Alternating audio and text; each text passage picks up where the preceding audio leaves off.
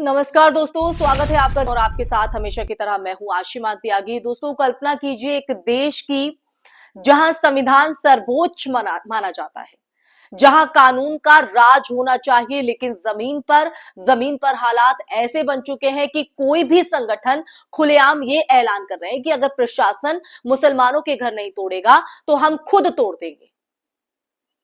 दरअसल मध्य प्रदेश के आष्टा से आई ये खबर सिर्फ एक शहर की घटना नहीं है, ये वो सच है, ये उस डरावनी हकीकत की झलक है दोस्तों, जहां भीड़ अब संविधान, कानून और राज्य तीनों से ऊपर खुद को समझने लगी है। सवाल ये नहीं कि मुसलमानों को क्यों निशाना बनाया जा रहा है, सवाल दोस्तों यहां पर यह हो जाता है कि संविधान के किस अनुच्छेद में, जी हां, किस अनुच्छेद में किसी निजी संगठन को बुलडोजर चलाने की इजाजत दी। बात है भारत के संविधान की। भारत का जो संविधान है वो बिल्कुल साफ है। किसी भी नागरिक के घर, उसकी संपत्ति और उसकी जिंदगी की सुरक्षा की जो जिम्मेदारी है वो राज्य की होती है। अनुच्छेद 14 समानता की बात करता है। अनुच्छेद 21 जीवन और गरिमा की गारंटी देता है। बिना कानूनी प्रक्रिया के किसी का जो घर है उसे गिराना असंवैधानिक है, अवैध है और सीधे सीधे राज्य प्रायोजित अन्याय की श्रेणी में आता है। फिर सवाल उठता है कि आष्टा में करनी सेना किस अधिकार से प्रशासन को धमका रही है। और देखिए, उससे भी बड़ा सवाल प्रशासन और पुलिस इस धमकी पर चुप क्यों है। ये चुप्पी ही सबसे खतरनाक संकेत है दोस्तों, क्योंकि जब कानून लागू करने वाली संस्थाएं मूक दर्शक बन जाती है, तब सड़क पर खड़ा हर उग्र समूह खुद को सरकार समझने लगता है। और यही वजह है कि आज कोई भी संगठन खुले मंच से मुसलमानों के खिलाफ जहर उगलता है, घर तोड़ने की धमकी देता है और उसे यह भरोसा होता है कि कुछ नहीं होगा। उसके पीछे कौन है ये शय देने वाले? ये भरोसे की अगर बात करें तो अचानक पैदा नहीं हुआ है, इसे पिछले कई सालों की राजनीतिक चुप्पी और चयनात्मक कार्रवाई ने जन्म दिया है दोस्तों। सुप्रीम कोर्ट ने साफ साफ कहा है कि हेट स्पीच के मामलों में पुलिस को स्वतः संज्ञान लेना होगा। मतलब ये कि किसी शिकायत का इंतजार नहीं किया जाएगा। नफरत फैलाने वाला बयान अपने आप में अपराध है। लेकिन जमीनी सच्चाई क्या है? आष्टा में खुलेआम धमकी दी जा रही है, वीडियो सोशल मीडिया पर मौजूद है बकायदा। फिर भी आप देखिए, फिर भी ना तो कोई एफआईआर है, ना कोई कार्रवाई, ना कोई गिरफ्तारी। क्यों? अगर यही बयान किसी मुसलमान संगठन ने दिया होता तो क्या पुलिस इतनी ही शांत रहती जैसे कि अब है? कोई कार्रवाई नहीं, कोई एफआईआर नहीं, या फिर देशद्रोह, यूएपी और एनएसए की धारा लगा दी जाती। यहां सवाल धर्म का नहीं है दोस्तों, न्याय की दोहरी व्यवस्था का है, जो डरावना है। एक तरफ आम नागरिक है जो सरकार की आलोचना करने पर जेल भेज दिए जाते हैं, और दूसरी तरफ भगवा झंडे की आड़ में खड़े लोग हैं जो हिंसा की धमकी देकर भी संस्कृति रक्षक बने रहते हैं। क्या यही है लोकतंत्र?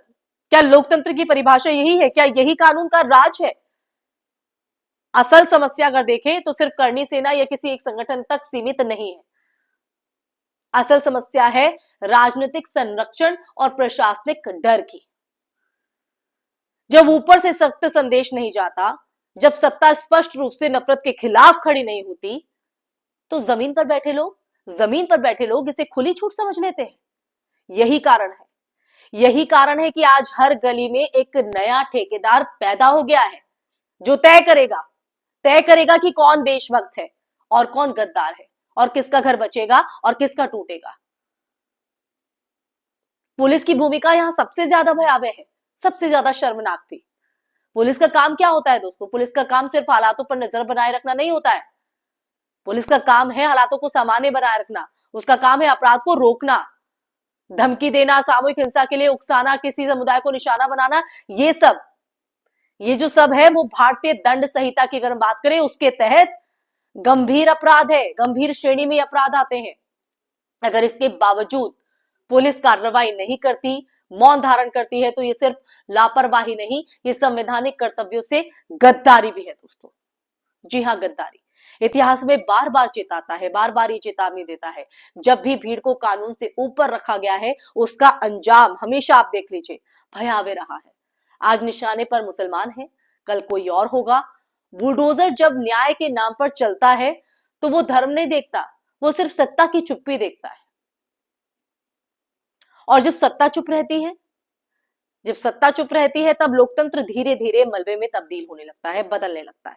तो अब आखिर में सवाल लोग दोस्तों कहीं ना कहीं आप लोगों से है, क्या हम इसे एक और खबर समझकर भूल जाएंगे या फिर ये पूछेंगे कि भारत संविधान से चलेगा या डर, धमकी और भीड़ के दबाव से?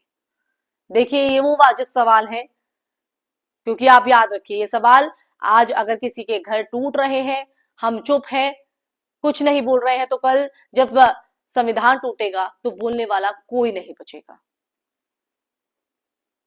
तो यही भयावह स्थिति है। क्या ऐसी खबर को सुनने के बाद आप इसे भूलेंगे, आगे बढ़ेंगे, या फिर ये तय करेंगे कि आपको आवाज उठानी है? आप ये पूछेंगे कि भारत का संविधान कैसे मजबूत हो, कैसे वो चलना चाहिए? और याद रखिए अगर किसी का घर टूट रहा है तो आप समझिए कि वो संविधान टूट रहा है, संविधान खोखला हो रहा है। तो संविधान के लिए खड़े होंगे या नहीं? कमेंट सेक्शन में कमेंट करके जरूर बताइएगा। इसी के साथ इस चर्चा में फिलहाल के लिए बस इतना ही दोस्तों। ये चर्चा आपको कैसी लगी, ये जो सच आपके सामने आज रखा है, इसको सुनने के बाद आपके जहन में क्या विचार है, आपका नजरिया क्या कहता है, और जो आखिर में सवाल आप पर मैंने छोड़े हैं उन सवालों के जवाब आप किस तरह से देखते हैं?